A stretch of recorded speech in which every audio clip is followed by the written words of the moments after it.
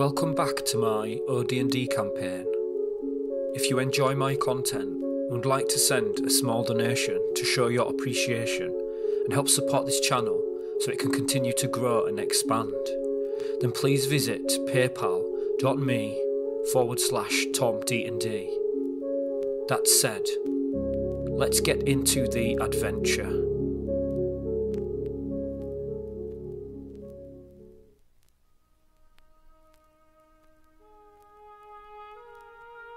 The party have just managed to fend off a locust swarm. However, there are further challenges ahead. The characters have no boat to cross the lake in order to reach the mainland. The boat sank. They could build a very crude raft using wood resourced from the jetty, but it will take 2d6 turns to quickly rustle something together. During this time, a further locust swarm may show up. To avoid this, the characters are going to build a large fire and pile on any vegetation they can find in order to create enough smoke to act as a deterrent. It will take the party a full turn to reach the jetty. A further check for locusts will be necessary. Lucky for them, no locusts appear. The party will spend a further turn building the fire, and then they will rest for a full turn. The party continues to feed their fire and build a crude raft. This will take 10 turns. The sun is now low on the horizon. The day is still hot, but the sky is beginning to lose the light. The party are too encumbered to carry their spoils across the lake, and they will have to be very careful with the raft. The party will also build and light a similar fire on the jetty across the other side of the lake, so they will need to carry just 1 or 2 characters at a time and send the treasure over a bit at a time. Characters on the other side will build and light a fire as soon as they have crossed the lake. All this will take 3d4 turns to accomplish. It will take 6 turns, or 1 hour.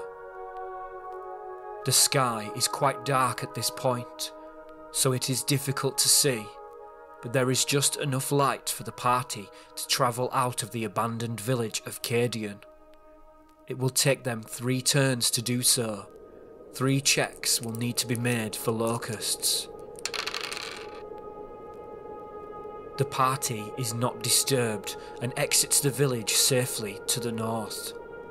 The party cannot return to Terusia as they are fugitives. They have no choice but to seek the safety of another settlement.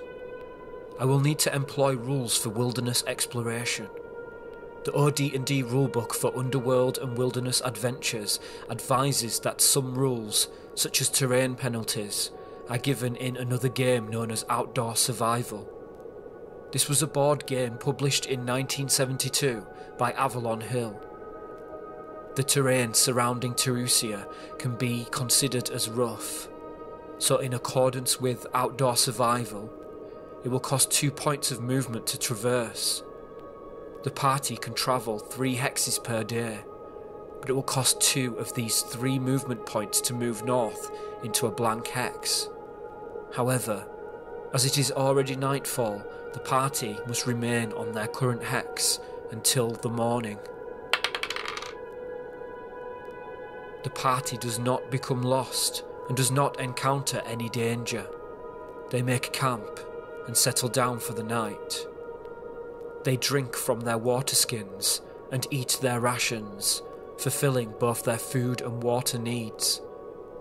The party still has plenty of rations between them.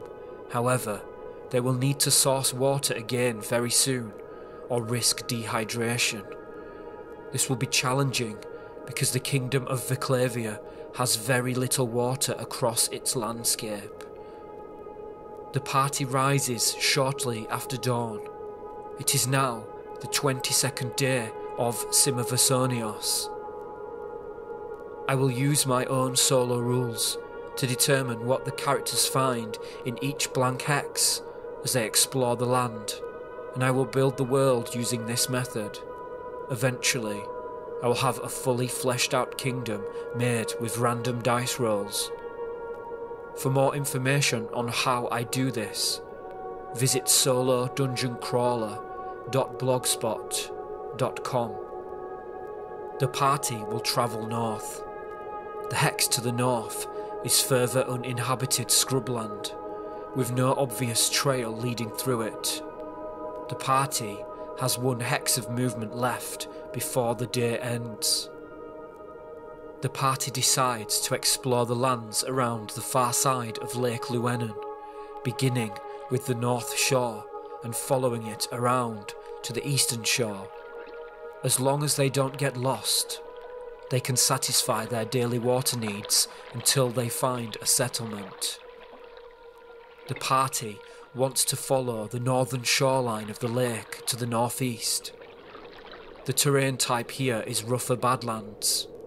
The area is uninhabited, but there is a road passing through the terrain which forks 45 degrees in each direction, left and right. The party catches a glimpse of a settlement at the end of the road, which veers right towards the east. The road will only cost 1 movement point, so the party uses their last remaining movement point to follow the road in order to reach the settlement. The party knows almost nothing of the lands beyond Cadian. This settlement appears to be a fairly large town, with its east and west halves divided by a small river flowing through the town towards the lake to the northeast. They arrive in town after nightfall, so the streets are fairly quiet. Aside from the noise of the taverns and inns, they have finally reached safety after a grueling adventure. The sadness hits them regarding their lost companions, Solaris and Cade. It becomes apparent to Varley that all this began because she and her friend Cade had been arrested over a loaf of bread. They didn't even steal any bread. The oppression and persecution they endured as Tarusians resulted in the death of a good friend.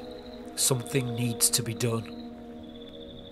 As the characters have now reached safety, the adventure will end here.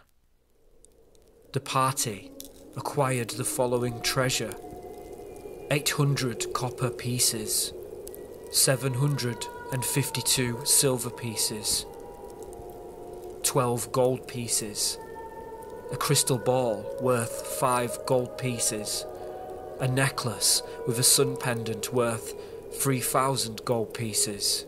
This converts to a total of 3,108 gold pieces.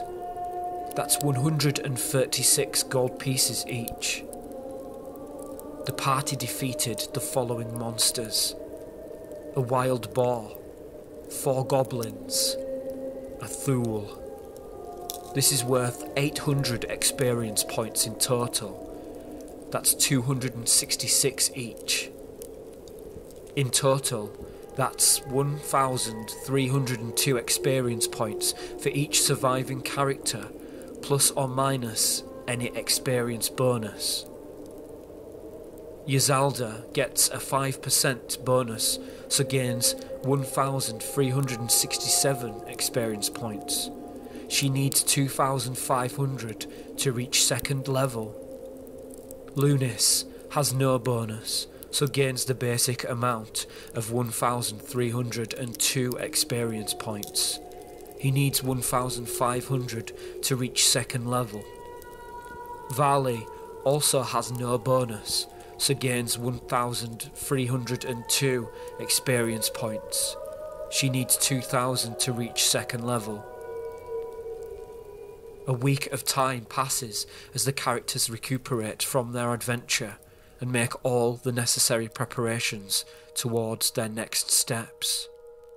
It is now the 29th day of Simavasonios. In OD&D, on the first day of complete rest, no hit points will be regained. But every other day thereafter, 1 hit point will be regained until the character is completely healed. In accordance with this, each character will regain up to 6 hit points. This will bring all 3 of them to their hit point maximum. The OD&D rules also state that characters must pay gold pieces equal to 1% of their experience points for support and upkeep until such a time as they build a stronghold. I will deduct these expenses now. Each character pays 13 gold pieces each. While in the town, they arrange the sale of the jewellery and crystal ball and the banking of their excess coins after converting the silver and copper into gold to reduce its load. The characters also take the time to purchase some new equipment, including draft horses, saddles, and saddlebags to help them travelling through the wilderness as well as carrying loads. The characters also pick up an interesting piece of information in town. Locusts do not like the smell of garlic, so they each decide to purchase plenty. Yzelda is now carrying the following equipment: 2 daggers, a 10-foot pole, a large sack, a leather backpack, 2 water skins, 2 flasks of oil, 13 days of standard rations, 50 feet of rope and 6 torches, 5 garlic buds. She still also has the bronze key used to escape the strange tower in Cadian. She has 985 gold pieces remaining. As well as their basic equipment, Yzelda also has a spellbook containing level 1 spells. In OD&D, characters who employ spells are assumed to acquire books containing the spells they can use, 1 book for each level. It's feasible that Yzelda acquired a spellbook from the Uardan magic users in Terusia while she was undercover. The book contains all first level spells. However, at first level, Yzelda can only use 1 spell, which must be memorised before an adventure. A spell used once may not be reused on the same day. Yzelda memorises the sleep spell. Lunis replaces his plate mail armour as he did not have time to pick it up during the escape. He is now carrying a leather backpack, a large sack, a water skin, a lantern, 3 stakes and a mallet, both a wooden and a silver cross, a vial of holy water, 6 days of standard rations, and a week of iron rations, a bunch of belladonna and wolfsbane, 2 flasks of oil, 6 torches, and 5 garlic buds. He has 867 gold pieces remaining. Varley upgrades from leather armour to plate mail with a shield, and is now carrying a leather backpack, a water skin, a large sack, 6 days of standard rations, and a week of iron rations, a quiver of 16 arrows, 50 feet of rope, 12 iron spikes, 5 garlic buds. She also still has the pair of bracelets which the Thule was wearing. The characters are not done with Cadian, but wish to return better prepared to overthrow whatever power is at work there, with only 3 of them left. They want to hire some characters into service. Since their arrival, as the days passed within the town, the characters picked up various bits and pieces of information. For one, the town's name is Tadia. The town is operated under a plutocracy whereby its wealthy elite have formed a ruling council, which the townspeople call the Lords of Tadia. The head of the Lords is the wealthiest of them, named Chanis, the self-declared ruler who likes to go by the name of King Chanis of Tadia. Although the king and his lords rose to power through wealth, they are respected as fair and just rulers and regularly invest money into education, in the form of reading libraries and schoolhouses for children. The attempt to educate the population seems to be an attempt to create a deterrent for crime, as two well-established thieves' guilds operate here, both of which are constantly at war.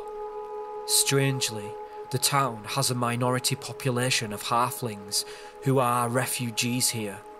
The wealthier part of the town is the eastern side of the river which flows through it, and to the west is the poorer side of town. The west side is where the halfling refugees reside who came here to escape their smaller villages to the north near the river and lake, which were being raided by hunting parties of men for sport, spoils, and to sell the halflings into slavery.